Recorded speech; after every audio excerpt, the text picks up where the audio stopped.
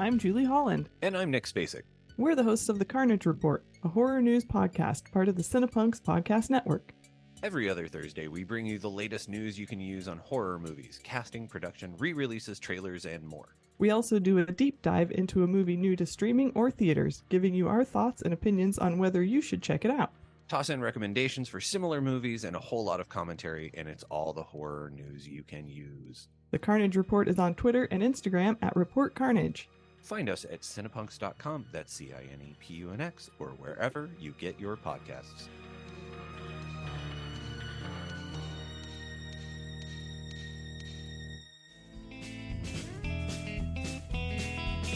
Howdy, folks. My name is Owen Brand. And I'm Katie Cadaver. And we are co-hosts of the VHS Vault podcast, where old is new and cringe is king.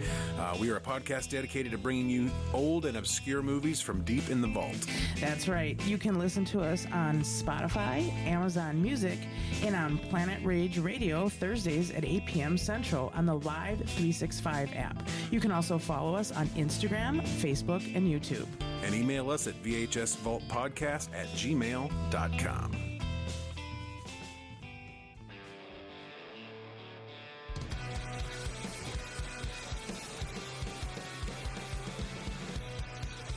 The Shameless Picture Show is part of the Cinepunks Network. If you like the Shameless Picture Show and you want to hear other great shows like it, make sure you check out the Cinepunks Network. You can find them at www.cinepunks.com. That's CINEPUNX. There's other great shows such as Cinepunks. There's The Carnage Report, Cinema Smorgasbord, Fat Girl Hacks, Loud, Fast, Philly, Tomb of Ideas, and Twitch of the Death Nerve, and so much more. If you like punk rock and you like movies, make sure to go to www.cinepunks.com. And let's not forget the sponsors for the Cinepunks Network. We have the Lehigh Valley Apparel Creations. They are the premier screen printer of the Lehigh Valley with service to the whole country, professional and personable in a way that only a DIY business can be. They also have ridiculously low prices for whatever your screen printing needs may be. You can visit them online at xlvacx.com. That's xlvacx.com. Lehigh Valley Apparel Creations. We also have the Essex Coffee Roasters. All their coffee is roasted to order. They have high quality beans, a bunch of apparel, and tea available. They are bringing high quality coffee to the masses without the pretentiousness. Use the code CINEPUNKS for 10% off your first order. You can visit them at www.essexcoffeeroasters.com. That's ESSEX, coffeeroasters.com. Once again, use the code CINEPUNKS for 10% off your first order. Big shout out to the band Crossed Keys for lending us that awesome fucking music during our little ad. That song is called Who We Never Were. You can buy that single currently off of Bandcamp. The band is called Crossed Keys. It will be on their full-length album, Believes in You. That song was lent to me by Crossed Keys, specifically, I don't know if he goes by Joey Angel or goes by Joshua Alvarez, but I met him as Joshua Alvarez. He's the co-host of Cinepunks, our fucking network, and I told him, I love this song, I want to use it, so that way people don't have to just listen to me talk, and he said, fuck yeah. So please, if you like the song is called Who We Never Were. You can get that on Bandcamp currently. It's off of their album Believes in You. You can get the 10 song LP is out. Go show them some love. Hey, do you like weird movies? You do? Have you heard of Vinegar Syndrome? Find them online at www.vinegarsyndrome.com. Vinegar Syndrome is one of the leading exploitation and grindhouse preservation and distribution companies in the world. They've got a simple 3-step process that I call the 3 R's: recover, restore, and release. Vinegar Syndrome has an amazingly large film archive consisting of thousands of 35 and 16mm negatives and prints, and are actively finding films that are underappreciated, undervalued, and underseen. So many of their releases have never seen the light of day since VHS, and they're restoring them to all their glory. Some of these films do not have the right to look as good as they do, but they do. I'm looking at you, corpse grinders. Vinegar Syndrome has their own method of restoration where their goal is to recreate the theatrical experience as best as they can. With their own in-house lab, they scan, color grade, and restore each title personally. You'll never see any grain reduction and digital trickery on their discs. Vinegar Syndrome is a very exciting label, and we're proud to have them as a sponsor. They've been with us since the beginning, and we love them for it. Check out their website today and pick up your copies of Rudy Ray Moore's Dolomite films, just in time for the new Netflix movie Dolomite Is My Name, starring Eddie Murphy. Also available is Hell Comes to Frogtown, starring Rowdy Roddy Piper, James Hong's The Vineyard, Pledge Night, Lust in the Dust, starring Divine, Putney Swope, The Amityville Cursed Collection, and much, much more. Also, don't forget to pre-order your copy of Tammy and the T-Rex in glorious 4K Ultra High Definition or Blu-ray, and The Angel Collection. Once again, be sure to visit them at www.vinegarsyndrome.com and grab yourself something cool. Let them know your good friend Michael sent you. I'm gonna rock this shotgun up his motherfucking ass.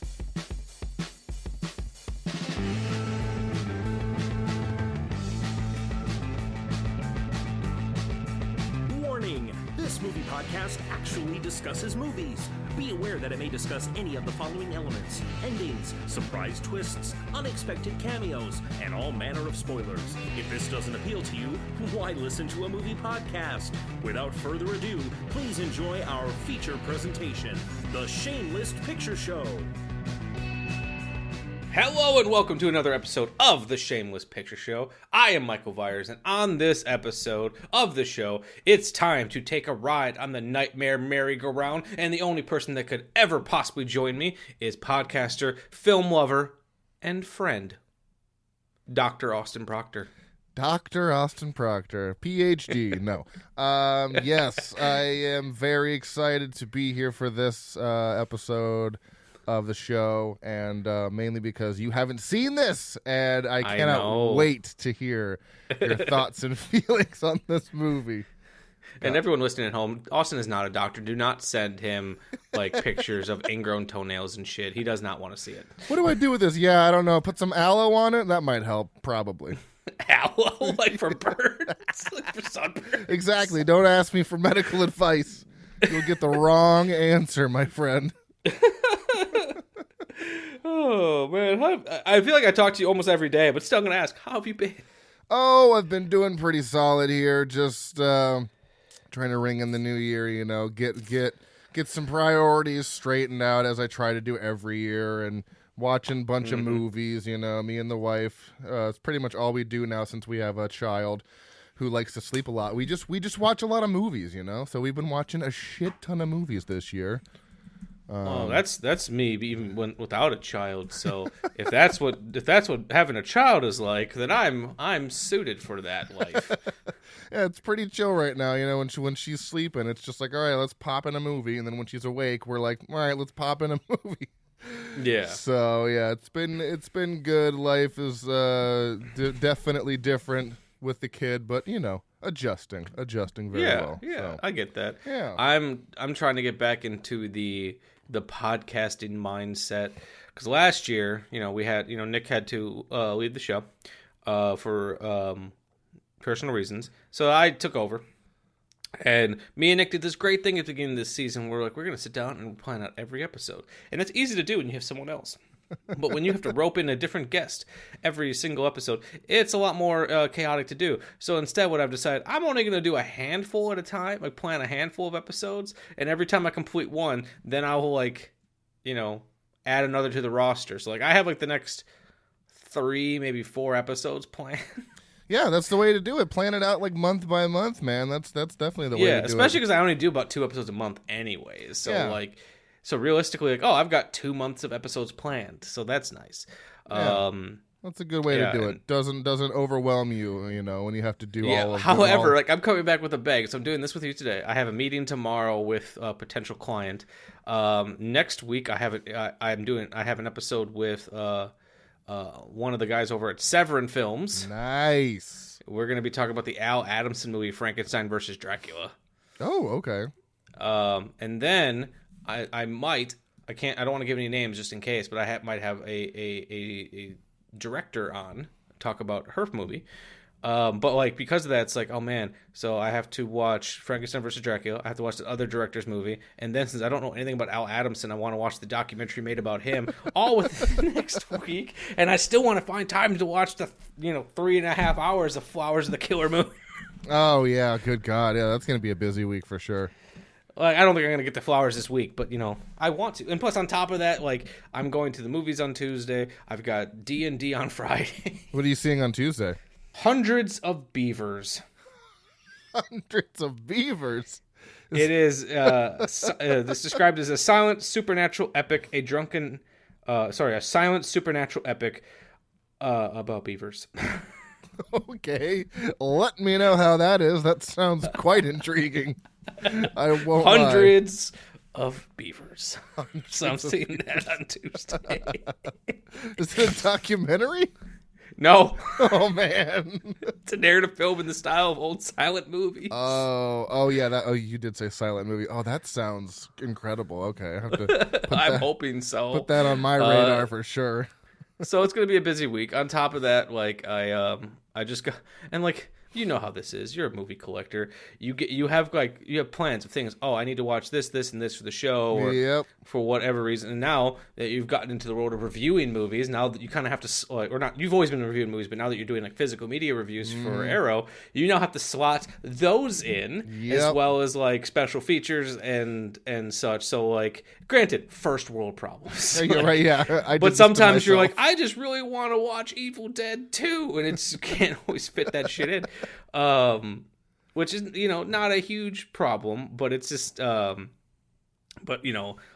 just got in The Warriors, which I want to rewatch, and I've not seen the theatrical cut since high school. Oh, okay. Because that version I got has the theatrical cut, and then like the version no one likes, that was the only one available for the longest time. Oh, interesting. Okay. And then I just got the Weird Al movie in. The one with Daniel Radcliffe. Yes. Yeah. Apparently that one is like super good. He does a great job. I enjoyed it. Well, I should say I enjoyed it, and I love anything with Weird Al.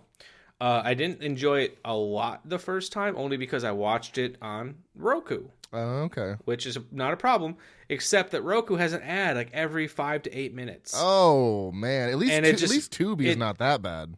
Yeah, like it took me forever to finish it. And since I had to stream from the Roku app because I use an Apple TV, like there'd be always like weird things that would happen when it switched to ads and switched back, and it just took me like 2.5 hours to finish this Weird Al movie, and it's like this is really hurting my enjoyment of this movie. Wait, wasn't it a Roku or like original or something? Yes. So but I can't get the Roku app on my Apple TV, so I had to stream it from my phone and cast it. You'd think they wouldn't put advertisements though in a Roku original. That would you'd think they want you to enjoy. That's how they pay for. That's how they pay for that shit. No, I know. I just figure if it's your movie, maybe you don't put advertisements in there since it's But wow. Well, it's funny. Damn. So right now, currently, I dropped Shudder for just a little bit. Yeah. Shudder and Apple TV just so I can get Netflix instead, because Netflix is so fucking expensive. And they're actually killing it lately too. To be quite honest, they're killing it with content. Who is? Netflix. They're actually doing an incredible job lately. Well, I got it so I can watch the new Mike Flanagan and then a couple other things. I don't normally keep Netflix because I enjoy Apple TV and Shudder more, but I thought, if I'm going to be watching a lot of Netflix stuff, I can get rid of those two for a month. Yeah. Or two, or whatever. Which I'm really sad about because there's things I really want to watch on Shudder, but I need to catch up and finish on stuff on Netflix. But what's funny about them is, so I've got the cheapest version, which is the version with ads. Okay. And they only show ads during their programming. They don't show ads if you watch something that's not an original, there's no ads. What? Oh my God. You think that would be the opposite? Yeah. Nope. So they only silly. show ads during their stuff. So silly. God damn it. On top of that, just because, this is another problem you might sometimes experience when you have a massive movie collection. A lot of times you buy things and you don't always get to it right away, and it goes on the shelf. And a lot of times I forget to open things. Yeah. And so back when I first started collecting movies, I was always very anal about anytime I got a movie, I'd have to open it up and I have to pop it in to make sure it works. Oh, true. Because it's always like a panic Yeah. What if it doesn't work? And then I've got stuff that is old now that I don't know if I'll... So I've made it a goal. I've gone to my shelves and I've pulled out everything that's not opened, or like just slid it out a little bit, that's not opened or that I've not tested. Okay. And I'm going to like every week just try to go through these things and like just to make sure everything plays, because some of the stuff I probably won't be able to get replacement copies of, but at least some of it may, if something doesn't play, God forbid everything works, I won't have any problems, but like hopefully at least some of it, if I have to replace it, I can still get it. Yeah, that's actually a fair point. I have a lot of stuff on my shelves that is unopened and not played, and I didn't even think about the chance of it not playing. So, yeah, that is kind of a risk I dabble with by not opening shit up and checking it immediately. So, like, what I usually do is I pop it in, I go through every scene. I can't watch every movie, but also like, it kind of excites me sometimes. Like, oh, this looks great, this sounds great. I got to move this up my list of shit to watch. Mm-hmm. But I go through every scene, and then I just click on every special feature just to make sure everything plays. Yeah, that's a good idea. I should probably start screening things before I put them on my shelf. I used to be very good about it, but now I'm very bad at it because sometimes you get a lot of movies in and just don't have the time. Yeah. Yeah. Yep. Once again, first world problems. I did this to myself. But yeah, I feel like I've been talking about how have you been? How's the kid? How's the family? How's the podcast? The podcast is great. The family's great. Baby's happy and healthy. I mean, she's crazy, but, you know, the happy and healthy is the part to focus on. You know, she's going to be crazy for quite some time. A couple years here before she starts to, like, level out. But, you know, when she can walk and talk, I'm sure things will be a little bit more normal. But now it's just screaming and yelling because that's all she knows how to do. So... I can't wait to, like, get a text from you and be like, the baby just said her first curse word. You're right. That's absolutely what's going to happen. Something about children's cussing is just the funniest damn thing. Yeah, we're wondering what swear word is going to be her first because we don't know I don't really know when I have to watch my mouth around her. You know, I don't know when she's going to start talking.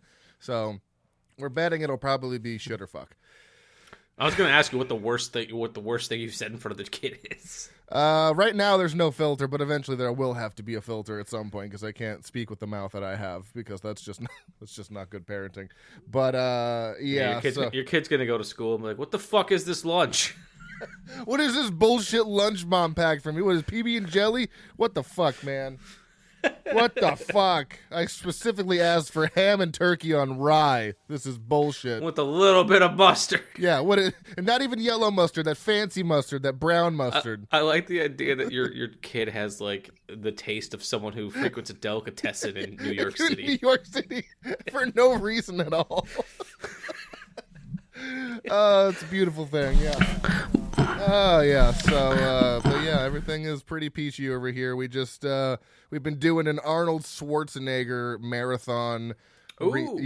Just watching like all his like top movies. It's been like what's been on the docket? Oh, let's see here. So we started off. It's been a couple weeks in the running here because we've had to rent some and we've had to find some, you know, in some odd places. But let's see. We started with True Lies, which I've still never seen. Yeah, I think that was the first time I saw it. Fucking awesome. Then we moved on to T2, which I've seen plenty of times. Then we did Eraser, Total Recall, Twins. I haven't seen Eraser or Total Recall. Total Recall I think it's his best movie. It is. Ooh. Yeah, Total Recall is fucking awesome. Then we saw Twins, The Running Man. Twins. Oh, I love The Running Man. Running Man is great. Last Action Hero. Oh, and that's an all-timer for me. Oh, then Conan the Barbarian, then The Sixth Day, and now we're gonna move on to Kindergarten Cop and another one that I can't remember. So, Kino Lorber just put out a 4K for Kindergarten Cop. Did they really? Oh, that's right, they did. Okay. Yeah. Yeah. So it's been fun. We've been going through. It's just like we'll do this randomly. We'll like 2 years ago it was Steve Martin. We put on one Steve Martin, and then it just spiraled from there. So every now and again, we'll just go through like. I kind of want to do that this year with Jean-Claude Van Damme because his movies are kind of a blind spot for me. Okay. So like I've seen a couple of them, but I haven't seen the big ones like Kickboxer and Bloodsport and Time Cop. I've never seen those. Okay, yeah, I know. I've seen some of like his weird ones that he's done just because they were available. Like I've seen Oh God, what's the one he did with Dennis Rodman? He did a movie with Dennis Rodman? Oh yes, he did. Oh my. Hold on, I gotta look this my. up. Double Team. Double Team, okay. Yeah. Here's the description on Google. A CIA agent is interned? That doesn't feel right. I know that's a correct word. It just doesn't look right when you read it. A CIA agent is interned for failing a mission to kill an international terrorist. Escaping from his island exile, he teams up with a flamboyant arms dealer and sets out to find the terrorist and rescue the agent's wife and son. I bet you can guess which one is the flamboyant one. Yeah. Oh my, that sounds incredible. Yes, it is a lot of fun. And then there's another one I saw recently that was Jean-Claude Van Damme and Rob Schneider. Whoa, what the fuck? He's done some very odd pair-ups. That one was called Knockoff. That one is directed by Sui Hark, who did Once Upon a Time in China. Oh my god. So like he is a big name in Chinese cinema. And listen to this description.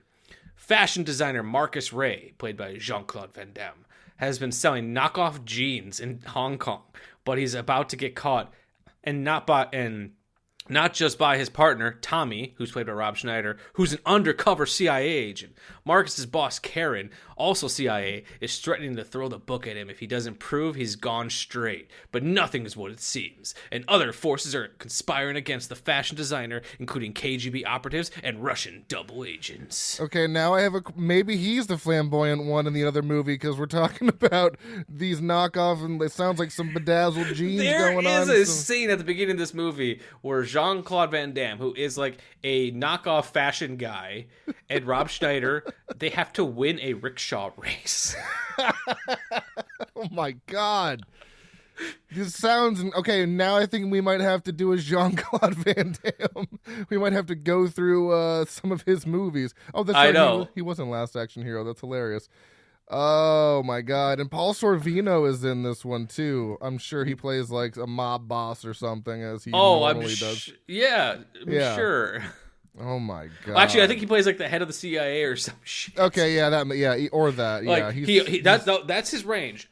Top of the cops, top of the bad guys. Yeah, that's it.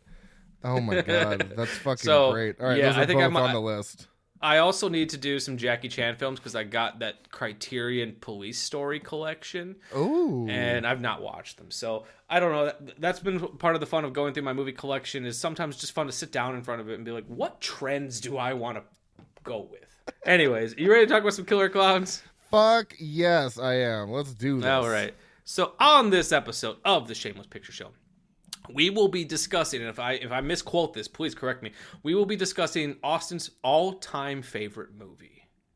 Is that correct? I mean, it's like probably top 5 for sure. Okay. Well, it is one of my all-time favorites. You have to tell me what the all-time favorite is, but I was close. One of Austin's all-time favorite movies, a movie that's become a staple of low-budget 80s practical effects, and a movie that I'm ashamed to admit was still on my shame list. Until today, we are discussing Killer Clowns from Outer Space. Mike Tobacco and his girlfriend Debbie are spending their nights like any other average American teen at Lover's Lane, smooching the night away. That is, until they see what they believe to be a comet crash in the distance. Upon investigation, they realize that what has landed was not a comet, but a circus tent. That's actually a spaceship. They discover that inside the structure are a group of killer clowns who take joy in killing the local townsfolk in different circus-themed ways. Can Mike, Debbie, and Debbie's ex-boyfriend, Officer Dave, save the day? Or will these killer clowns make a circus out of this small town? Killer Clowns from Outer Space was created by a trio of brothers known as the Chiodo Brothers. After one of the three brothers had seen a clown wandering the side of the road, the imagery was so unsettling it would make him. The brothers at this time had become well known in Hollywood for their creative puppetry, clay models, animatronics, and fabrication skills, having worked on the Critters films. While the film had a low budget for its time, the Chiodo Brothers stretched every set and made one of the most ambitious practical effects movies of all time and one of the most iconic films to ever come out of the 80s. On top of that, it also has one of the most insanely fun theme songs of all time, which is performed by LA punk band The Dickies. Killer Clowns from Outer Space was written by Charles and Stephen Chiodo and produced by Charles, Stephen, and Edward Chiodo, with cinematography by Alfred Taylor and music by John Massari. The film stars Grant Kramer, Suzanne Snyder, John Allen Nelson, and John Vernon as Curtis Mooney. Directed by Stephen Chiodo from 1988, this is Killer Clowns from Outer Space. It was a night like any other night. Then something happened.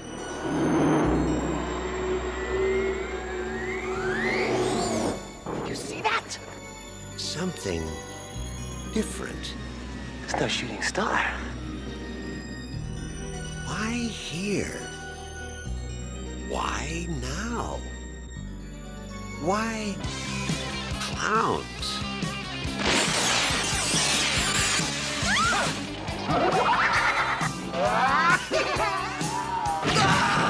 They've been knocking him dead all over the universe. What are you gonna do? Knock my block off?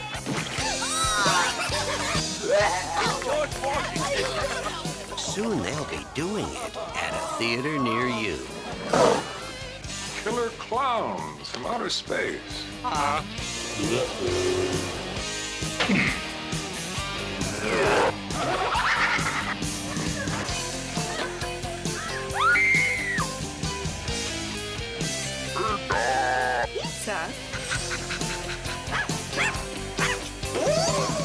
Maybe they're just cruising through the galaxy and stopped here for a bite to eat. You don't need a police, pal. You need a psychiatrist.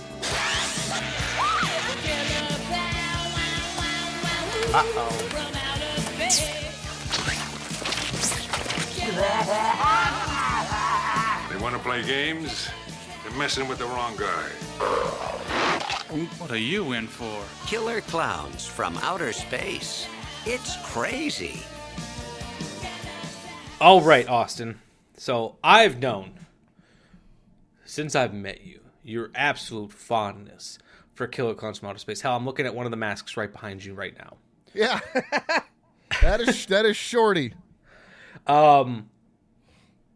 Talk to me about your history, because obviously my history is I just watched this the other day. Talk to me about your history with Killer Clowns from Outer Space. Well, actually, I do have a funny story, because apparently when I was 3 years old and I was at my aunt's house, she played this for us, but, I was What? 3.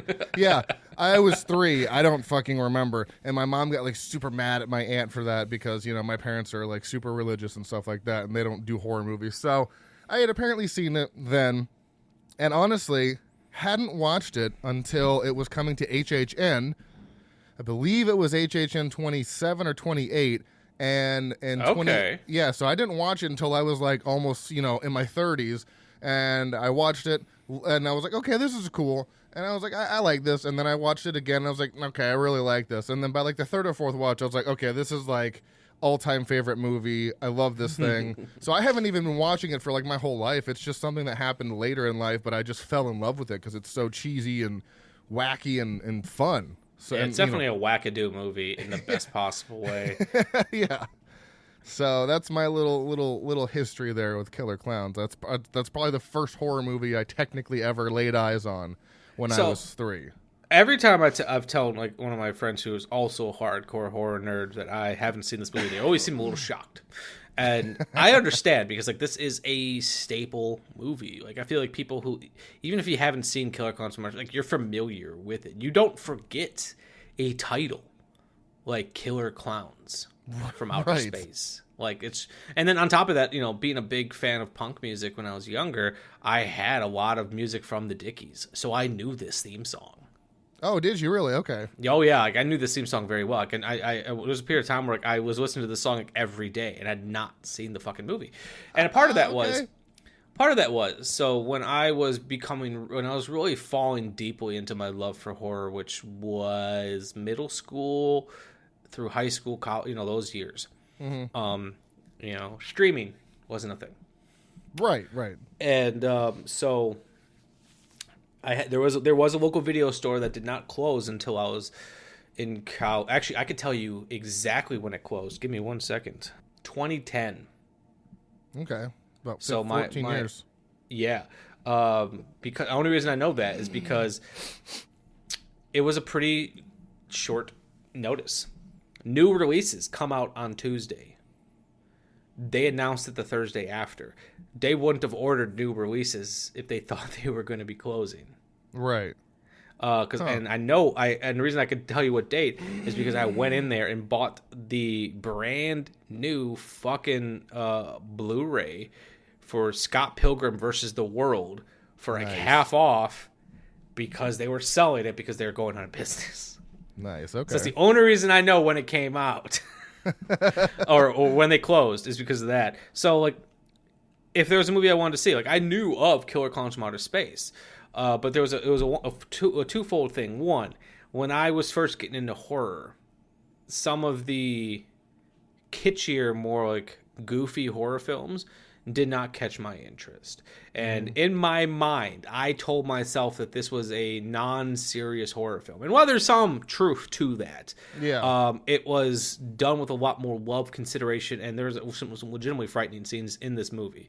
You know, in my mind, it was a intentionally so bad it's good type movie, and those don't appeal to me.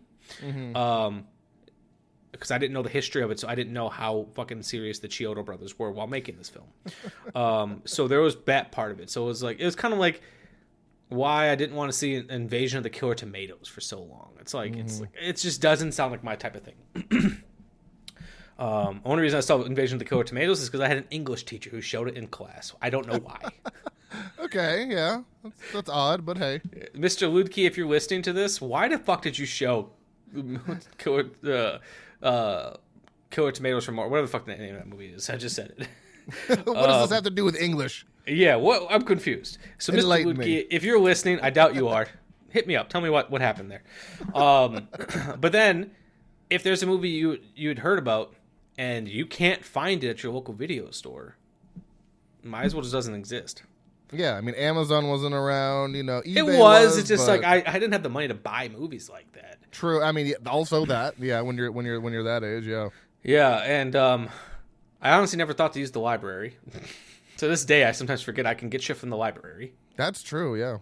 I can get Criterions from the library. How cool is that? I just never think to do it.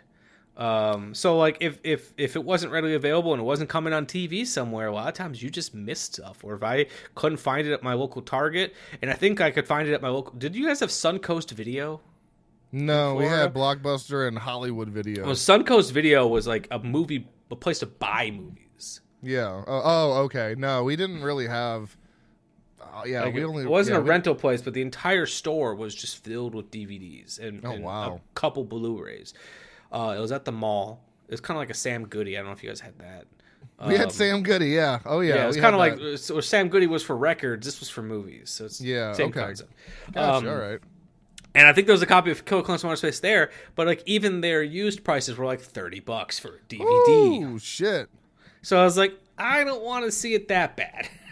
So like eventually got to the point where like I just kept putting it off, and I would see it. I should have picked it up like when I would see it for like $5 or $10 at Walmart or whatever, but I just never did. But so this was my first time seeing it. This is a long story to get to that point.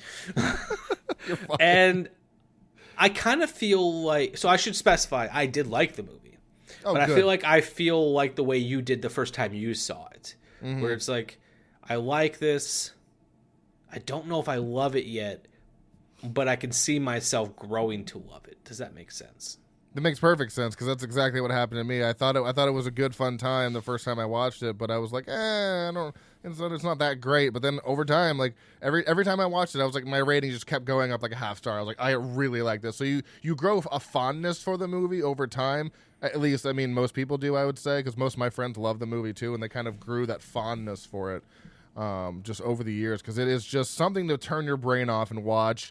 You're not really watching it for plot. You're watching it for these crazy clowns killing the shit out of people with cotton candy guns. So yeah, and I would say like that was my biggest takeaway when I was watching it, was anytime the clowns weren't on screen, my brain would just kind of sometimes turn off. Oh, damn. And it's not to say that the others weren't doing a good job. It's just the clowns were so much more entertaining than Mr. Mike Tobacco. Wacky Tobacco Mike over here. Fucking Mooney. He's such a dick. He's such a stick in the mud. Oh, but he's so fucking good. Oh yeah, he's so great. He's so great. But at the same time, you're like, man, you were just no fun, man. Didn't believe those kids at all. What's going on, Kurt? Same old shit. I got him boozing it up in the park. We were just walking through the park on the way to the dorm. We had a bottle of wine. Yeah, it's a beautiful night. We were walking around. We didn't do nothing. You guys go to the college, right? Yeah, right. So why don't you just stay there and do your drinking on campus? Why do you have to come into town? Well, I mean, we live in this town, too. I mean, we don't have to just stay on campus. Yeah. And it's scum like you that are killing this town. Oh, Kurt, come on, Kurt, now. Just take it easy. Just What's the matter, Dave? You got a thing for these little boys? Empty your pockets! We just had a little wine. What's the problem? You're the problem, you little shit! Just lighten up, Mooney. Just lighten up. Back off, Dave.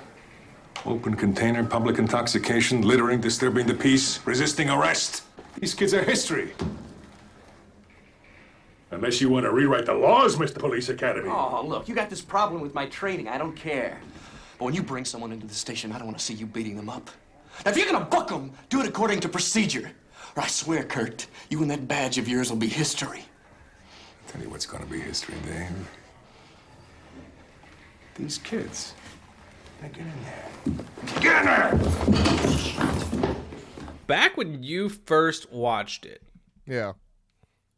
So, like you said, you liked it, but you didn't love it. Do you remember what you were unsure about?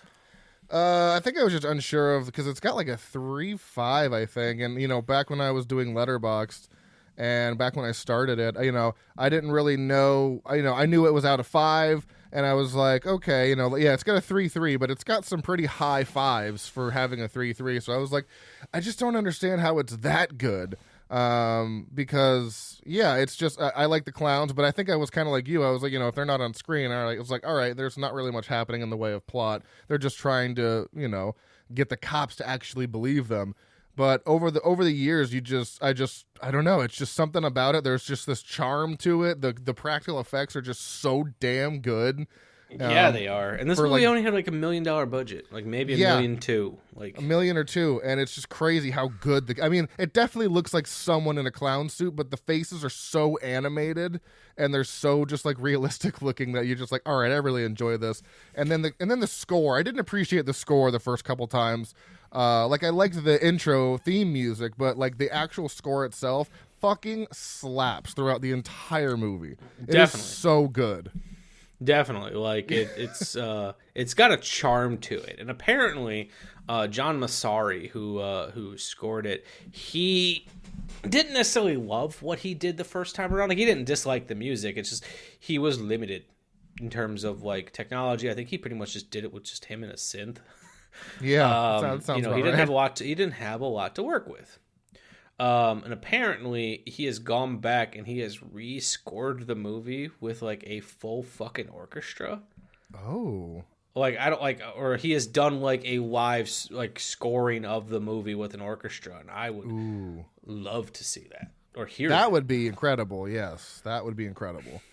Because like the score is very indicative of its time, you know, of you know the synthy sounds. And don't get me wrong, I love synth scores. But there was it's very obvious that when I was watching this movie, it felt very indicative of, or it felt like it was heavily inspired by the 1950s sci-fi movies. Okay. And, you know, so like The Blob or This Island Earth or things like that, which, while made cheaply, had like full scores. Now, if anything, I was feeling like I just feel like it's missing that element, and I just wanted a little bit more from this. Like I said, all the themes and everything are really pretty, and it's like it's really good score. But I guess that's what I was hoping for. I was hoping for, like, so if I could ever get a recut of this movie with just like a full orchestral version of the score, I think that would be incredible. That would be pretty cool. I'm sure they would do that too. That would be amazing if John Massari re-recorded it and they re-released it. I think that'd be amazing. Still waiting on that Killer Clowns 4K. You know, at some point that would be great. That's like one of the movies I feel is so deserving of a 4K as this movie. Is that supposed to be coming? It's been rumored for like ages at this point. I mean, especially since they just did that game too, the Killer Clowns game. They did a Killer Clowns game? Yeah, there's a Killer Clowns game. It's like it's like Dead by Daylight, Texas Chainsaw Massacre, from what I can hear. Okay, well that makes sense for this type of game or for this type of movie. But so it's supposed to be heavily rumored that at some point they're going to announce a 4K. Definitely. That would be amazing. So one thing, like I said, one thing I liked about the movie as I was watching it is as I talked about just now, is it very much felt inspired by those like 1950s sci-fi movies. And it plays out just like them, where you know, some unknown element from the stars lands on Earth. Some unsuspecting teen. Like, it felt like this could have been set in the 1950s, like easily. Yeah. You know, some unsuspecting teens over at Makeout Point or whatever happen upon it. See the horrors that are coming, try to inform people of what's going on. They don't believe them. And then as the unknown creature from another planet shows up and starts creating havoc, at this point, you know, the police are already getting picked off, and they have to, like, in their own scrappy ways, try to fight back and kill this creature. Mm-hmm. Yeah, and I kind of loved that. Like, I love, because it's been no secret, those were not my favorite types of movies for the longest time, but I've grown to appreciate them within the last 5-ish years or so. I used to call them lab coat porn. And I've really come to appreciate them, and I could tell that it felt like a very loving satire of those. Okay. And I also I found myself just kind of fascinated by these clowns. And I love that this movie has a lot of theories in terms of why these clowns are here, but we never find out, and I love that. Yeah, you don't have any idea why they're there. They show up out of nowhere, wreak havoc on the town, and and then they're gone. Like, we don't know if they're just there to eat, if they crash landed. We don't know if, like, the version of clowns that we know today are inspired off of these aliens having visited in the past. Like, we don't know. There's a lot of mystery, which this is a case where the mystery works for me, because I'm like, an explanation on this would just be like, we don't need to know. They're from space. Like, that's all you need to know. They're from space. They crash landed, or they landed in their carnival fucking tent, which is so cool. Yeah. I love the carnival tent. That's like huge on the inside. It's like Harry Potter shit. They walk in there and it's just this massive, huge, like auditorium style rooms. And those, like, the Chiodo Brothers really made their budget stretch, because I looked it up. According to according to Wikipedia, which, you know, we don't know how accurate that is, their budget was $1.8 million. Okay. Which in, how much is that in 1988 money? 1.8 million in 1988. It's probably like 2.5 maybe.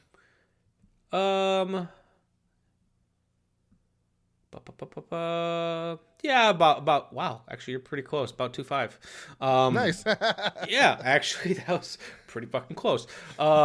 So, you know, it's still a really small budget. And the story that I had heard is the Chiodo Brothers walked into, I think TriStar put this movie out. Whoever produced this movie, they walked in and we're gonna pitch the film, and they had like maquettes made, masks and such, and apparently they just kind of said the title of the movie, and they were like, "Fucking sold." the title is all I need to sell this movie. I mean, seriously. Yeah. Come on. They got the money for this movie, but like I said, it's still a pretty inexpensive movie. But they made that budget really stretch. Like, so much of this movie was done on was obviously done on sound stages, and were like matte paintings. Like, you go back and watch those scenes inside the tent. Mm-hmm. A lot of those backgrounds don't exist. They're just matte paintings. And I like the one where there's that giant hole in the ground. That was that was a painting. That was easily a painting. There's no way they did that. Yeah, like, so the amount of actual sets they probably had inside of that spaceship were probably very low, and because of that, they could just kind of keep moving things around and just having various paintings, and it's a way to kind of force perspective and force scale in a really creative way. And on top of that, since the Chiodo Brothers were already puppeteers and fabricators, they probably had a lot of stuff laying around. Yeah. And we're able, like, because like a lot of times when you're making an effects movie, the biggest cost is going to be making the effects, because you have to get the supplies, you have to get the molding stuff, you have to get all this stuff. And well, not to say it didn't cost them money, but they could probably eat some of that cost because they have it laying around. They have a studio. They were making things anyways for other people. So they were able to kind of probably stretch that dollar quite a bit. I mean, it was a labor of love for us, because even before we got into production, we've been thinking about this idea for many years. You know, started just conversations about, you know, what's the scariest thing you could think of driving along a dark road. And it was if you looked next to you and saw a clown peering at you from another car. To give you an idea, like the Chiodo Brothers, they're really creative and they're very clever. And they have no problem reusing things. I believe they reused the Killer Clowns masks in Ernest Scared Stupid. Yeah, I was just about to tell you. Yeah, in case you didn't know, but you already knew. Yeah, they reused them to repurpose them. A couple of them. Ernest Scared Stupid was fucking nightmare fuel for me when I was a kid. That's one I still haven't seen. I have never got into the Ernest movies. I never really heard about them. I loved them as a kid. Now, whether or not they hold up, I have no fucking clue. But the nostalgia was there. Ernest Goes to Camp and Ernest Scared Stupid on constant rotation when I was a kid. Well, and they're like stupid expensive now to buy on physical media, so and they're not streaming, so that's why I'm like, I want to watch these. Yeah, like I want to watch these movies, but they're not really anywhere to stream. Weird, because I actually have an Ernest 3-pack DVD. Oh, okay. Let's see. Some like Scared Stupid, I'm pretty sure is like $68 out of print, and I'm like, son of a bitch. You can rent it for $4 on Amazon Prime. Hey, here we go. If you type Ernest Scared Stupid, you can find a triple feature 3-pack that's Ernest Goes to Camp, Ernest Scared Stupid, and Ernest Goes to Jail for $20, less than $20. Oh, well then I'm just been searching horribly then. Jeez. Yeah, right. I found it. I also remember there being like an Ernest baseball movie or basketball movie. Ernest, Slam Dunk Ernest. Slam Dunk Ernest, yeah. That has to be new or like new-ish on Amazon, because that was never there when I looked. Okay. Well, I bought this originally at Target years ago, but you know, whether or not it was on Amazon before. Mill Creek did it. Yeah, okay. I'm putting that in my cart then, because I have never seen that option. Cool. Fuck yeah, watching that shit. Yeah, Ernest was very much we're not talking about Killer Clowns right now, we're talking about Ernest. Ernest was definitely very much a part, like it was a specific time in history that anytime I'm like, do you know who Ernest is? And they're like, no. I'm like, I don't blame you. Like, you either know who Ernest was or you don't. Like, it's like, sometimes I tell my wife, it's like, oh, do you remember Pee Wee Herman? She's like, I never really saw Pee Wee Herman. It's like, oh, then you just... It's kind of hard to explain what Pee Wee Herman was. Yeah, exactly. You either knew or you didn't, and yeah. Yeah, and it's like if you like people who grew up knowing who Pee Wee was, it's like you get it. If you don't, I don't know. I don't know where to begin. Yeah, I don't know where to start. Yeah. You wouldn't really sacrifice someone, would you, Ernest? Yeah, that was pretty crazy. Well, human sacrifice would definitely be a last resort. Now, traps is where it's at. You see, Mr. Big, Bad, Short, and Ugly will probably come strolling through the woods saying something like, oh, sure could use a rest. Maybe catch a movie on the cable? Think I'll check into this troll motel. And then we got him. And with this alarm system, the minute something steps in our trap, the beeper will go off. And endo trollo, comprendo? But going back to the Chiodo Brothers, like, it's... I don't imagine this movie could have been made by anyone else. They really... It's clear that this movie was made by people who love cinema. Yes. But who are also really fucking talented. Yeah, they did a lot of the work themselves from what I've heard. This movie is kind of like... I'm not going to say this is the first example of this, but, you know, it's probably it reminds me of Terrifier before Terrifier, in that it was a bunch of effects artists just got together and been like, let's show people what we can do. Yeah, no, I can understand the correlation there. So Killer Clowns from Outer Space walked so Terrifier could run. Yeah, there you go. There you go. All right. Yeah, I mean, they did a fucking. It's just I don't know. I'm just in love with all the clowns. They're fucking amazing. Did you have a favorite clown? I'm sure I did, but I have to look up like their names. I have to look up. I know. I know most of them. I love that you do. I love the internet. The internet is great for when you need a quick answer. Yes, I do. Clownopedia. Cool. Clownopedia. All right. Oh my god. Alrighty then. Okay, let me see. Oh god, they're all just so frightening now that I'm looking at pictures of them. I like that one of the clowns' name is Rudy. Yeah, Rudy. Yeah, I love Rudy. Rudy was the one who fucked with the bikers, right? That was pretty great. That was Shorty. That was the one. That was Shorty. Rudy was the one that was in the store that was throwing all the shit around in the store. Who was the clown who was outside a Big Top Burger trying to like... That was Jumbo. Jumbo is probably my favorite because that scene gave me such fucking goosebumps.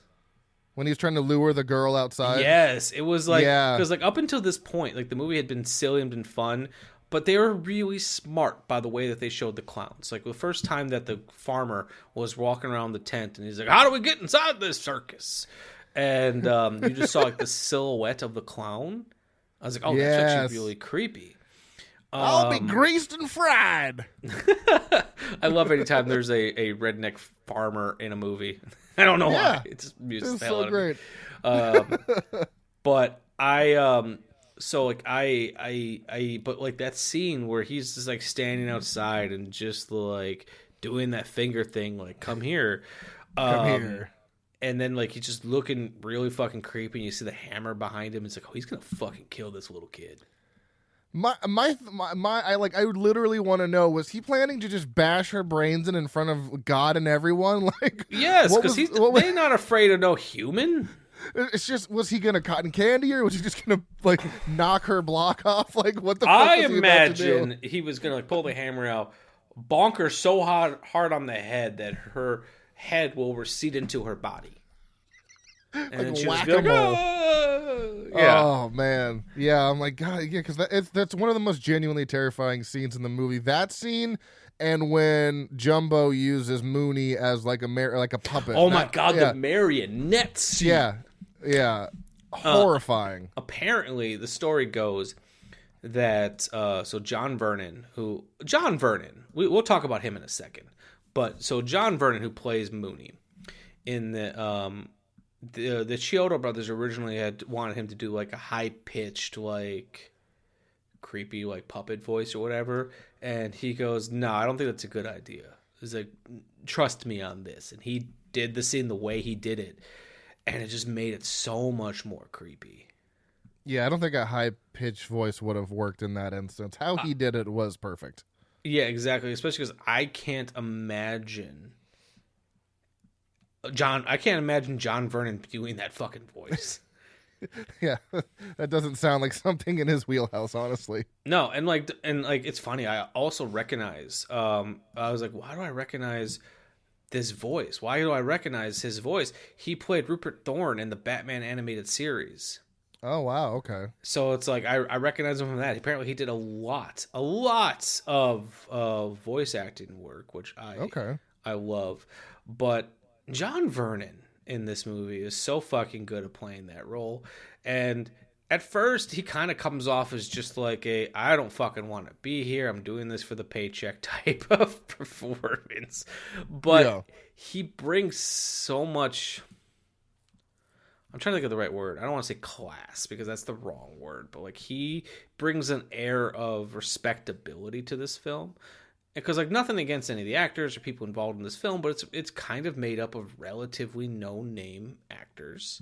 Correct. You know, I think at this time the biggest name might have been Suzanne Snyder for her very small role in Weird Science. Mhm. And I think she was also in Night of the Creeps and Return of the Living Dead Part 2. So, like, you know, none of them had a quote-unquote name, but she was definitely the more recognizable face for me. You know, Grant Kramer did a lot of stuff, but not a lot of stuff that I had recognized. He kind of became a bigger name later on as a producer, having produced Willy's Wonderland as well. Oh, wow. Okay. Yeah, so Mike Tobacco was one of the producers on Willy's Wonderland. Interesting. Yeah, let that sink in. So, like I said, like these people hadn't done a lot. They've all been working consistently and working and doing good work. I'm not gonna you know, belittle the work that they're doing. They just weren't big names. I don't think that's unfair to say. You know, maybe, but the biggest names were Royal Dano, who played Farmer Gene Green. He had been in a lot of stuff, making his first project being in 1950. Worked on a lot of television. Worked on The Rifleman, which you know how much I love that. Alfred Hitchcock Presents. Yeah. A lot of stuff.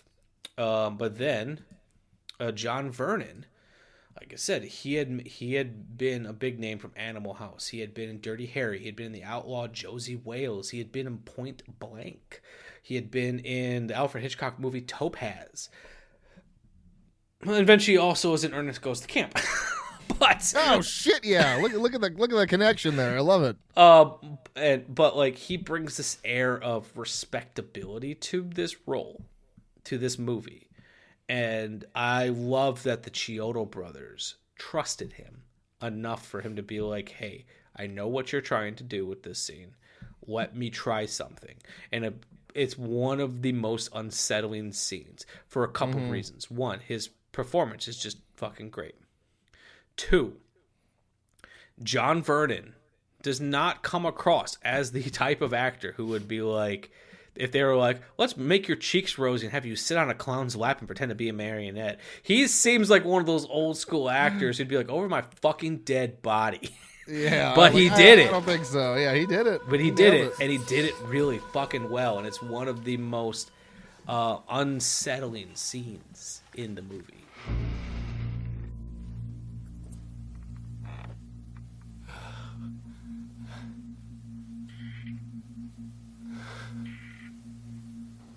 Hey, Jane. Who was the lady I saw you with last night?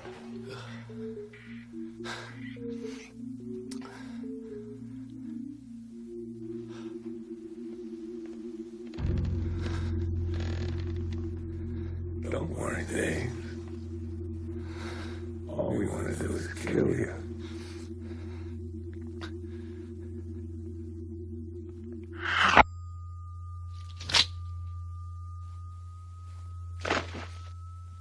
Yeah, especially when he's done, when Jumbo's done, and he takes his hand out of his back. It's covered in blood. He sloshes it to the ground and then just pushes Mooney over. Like, it was, you're just like, all right, I was having fun with this movie. Now I'm, like, utterly terrified of these fucking clowns. And oh my God. On top of that, too, like, it takes the movie to a whole different level. And it's like when they kill off, like, John Vernon, like, oh, fuck, this movie is gonna... You don't know where this movie's gonna go. Yeah, that kind of does. It's kind of like a tonal shift, honestly, where you're like, wow, yeah, this is a completely different direction. Now I'm a bit scared. But then they counter that immediately after with kind of a fun little cheesy scene when Dave pulls out his gun to shoot Jumbo, and you find out that you have to shoot them on the nose to kill them, and then he spins up and then explodes into confetti. So you're like, all right, I was just genuinely scared. Now that was pretty fucking hilarious. Yeah, and they I love that it takes them a while to utilize that that knowledge, which is also a trope of these sci-fi movies. Okay. Which I love. And like I said, this movie is lean and mean, where it just kind of it doesn't overstay its welcome. It knows what it's doing. It gets things moving, and it just has a lot of fun with its characters. Like, I absolutely love the Terenzi brothers and their fucking ice cream truck. So goofy. At first, I was like convinced, like, I bet those are the Chiodo brothers. They weren't, but like, I just had in my head. I was like, I wonder if that's the Chiodo brothers. I had no idea what they looked like. Yeah, like that would have been a fun cameo. Yeah, and I love that this movie is not it doesn't take itself too seriously. However, it's also, it knows what it's making, and it knows when it should be a little bit more serious.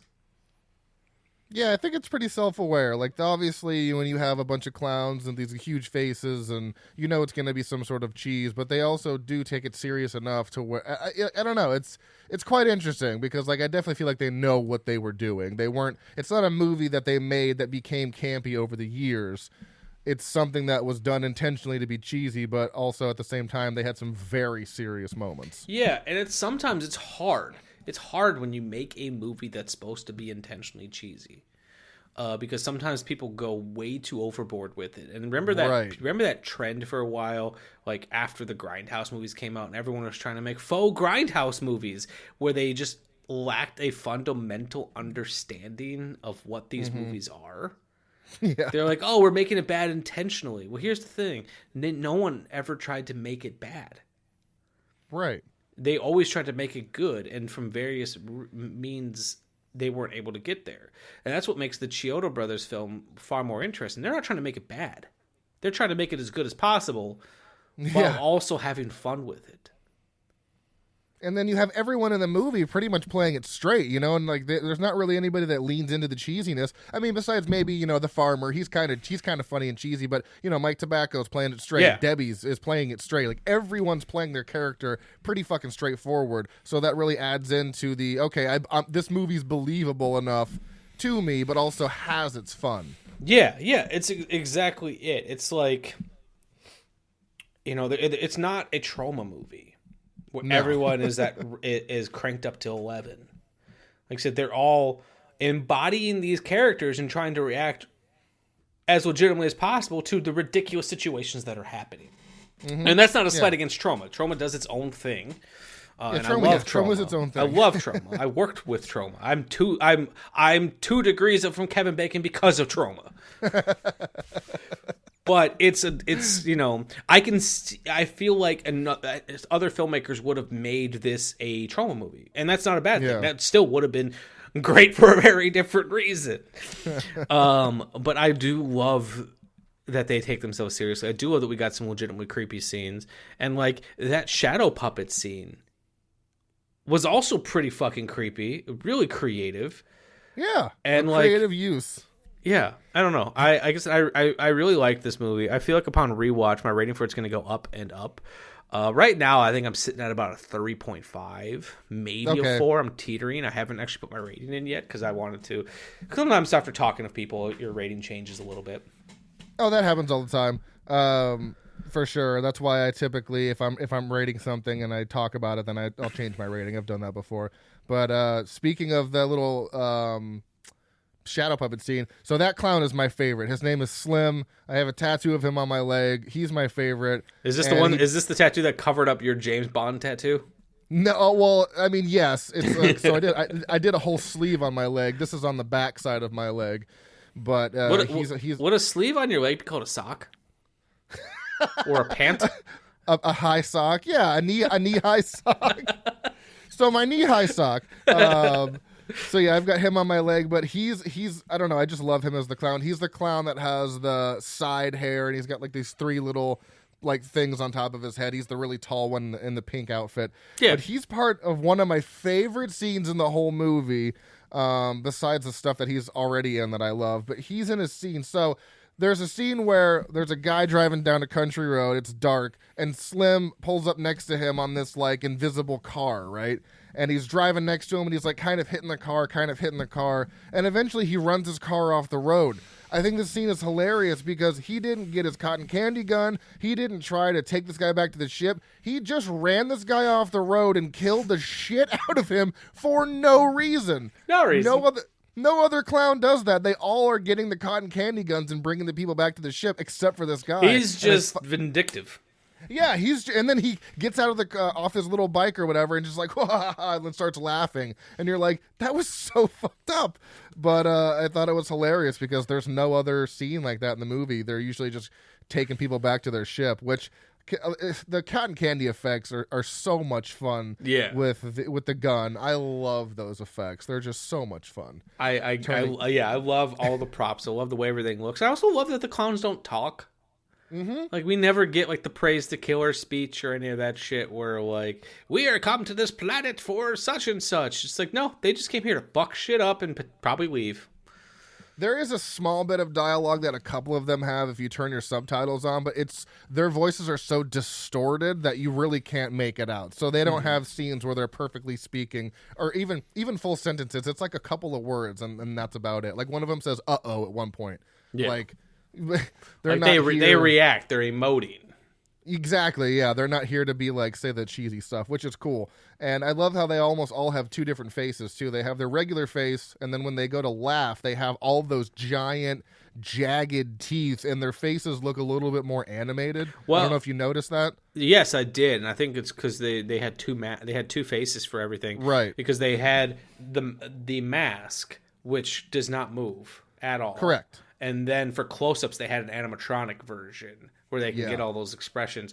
And this is actually a perfect time to give a little bit of love to the editor, Christopher Roth, because granted, it's a combination of him and his work and the way the Chiodo Brothers shot this. Because the nice thing about working with effects people is they know all the limitations for their makeup and their prosthetics and their stuff, so they know when they have to. I'm trying to think of the best way to word this. They know what to do to make their stuff look the best. So combination of having some really talented effects artists as the director plus a solid editor really helped this movie to hide those effects. So I love that, and Christopher Roth, he's done a lot of work. I think he might have even been the editor on Hatchet, but the man's been working so steady. Yeah, he also cut Hatchet and a bunch of other movies. Yep. So. Yeah. I think this just had a great team just come together to make this movie. I think everybody involved did their part so well. And it's what really sells the movie for me. It's just because it looks great. Even my Blu-ray that I have, the Arrow Blu-ray, it looks so clean and it looks so nice. Like it does not look like a movie from the 80s. No, like even the version I streamed off of Amazon Prime looked really good because I wasn't able to get the Blu-ray in time. I was originally going to buy it from Amazon and I put it off for whatever reason. So I just streamed it off of Amazon Prime and it looked really good. Good. Okay. I was wondering how the streaming looked, but yeah, I mean, even just the overall look of this movie is fantastic. You know, you've got a great score, you've got everyone giving it their all, you've got great people behind it. So it's just one of those movies that everyone came together, did their jobs very well, and they put out a solid product. Definitely. All right. I feel like we're winding down a little bit. Austin, as is customary on this show, do you have a Thrill House moment? I have a couple here because it kind of was just like with the first, the first, second, or third time I watched this. I think it was probably the second or third is when I had this like kind of ramp up where like, ooh, I'm really into this movie. So it's kind of early on. It's about 15 minutes in. When Mike and Debbie rip off the cotton candy sack and there's a face under there, that was my like, oh shit, that's kind of scary. And yeah, that's a good moment. So that's a good moment, but like the Thrill House moment for me is when all of the clowns get together and head to town and they're walking down the little street and it's like Crescent Cove 5 miles. I was like, oh shit, they are going after them. They're going to fuck shit up. It's mine too. And yeah, so that's yours too. And then the moment that I liked that kind of connected the cotton candy scene was when the first time you see the cotton candy gun and you see how they get those. I was like, oh, okay. And then Spike laughs like all manically. But yeah, them all walking to town, I was like, they're going to go fuck up so much shit. And I am here for it. So that's when I got... That's probably... Okay. That was definitely my Thrill House moment. But like the moment that made me realize like this movie is so self-aware, knows what it's doing, is when they get out of the tent and they're like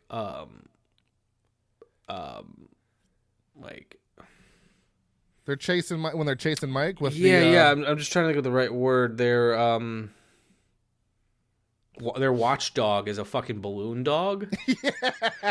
Yeah. It killed me. Yeah, and And you've got Mike and Debbie running away, and all the popcorn is just flying off of their clothes. Yes. This movie made me want popcorn, something fierce. Oh yeah, it's like a subliminal message. It's like, you want popcorn now. I'm like, yeah, I kind of do. Yeah.